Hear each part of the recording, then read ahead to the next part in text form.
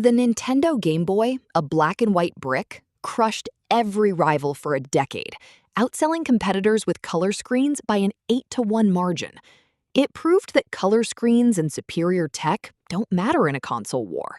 How Tetris, 4 AA batteries, and a monochrome screen became an unstoppable billion-dollar strategy. Rivals like the Sega Game Gear, the Atari Lynx, and the TurboExpress launched with futuristic backlit color displays and superior processing power. The TurboExpress cost US $249.99 at launch. But why did Nintendo choose to sell a black and white brick?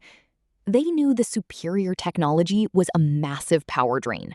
The Game Gear needed 6 AA batteries for only 3 to 5 hours of playtime.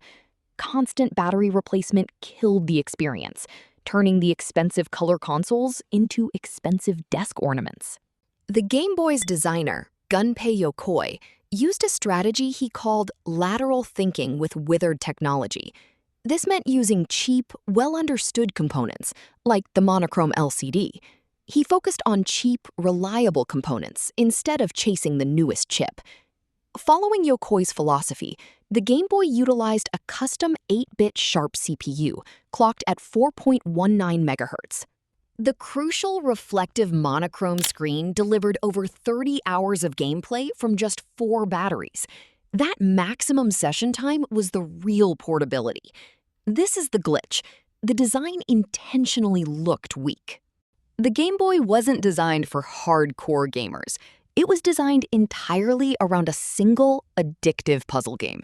In North America and Europe, it was bundled with Tetris to capture the mass market, giving everybody a reason to buy it, even people who had never owned a console before.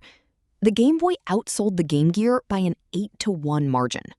Long after the Game Boy should have died, the 1996 Japanese release of Pokémon Red and Blue gave the decade-old hardware a second life.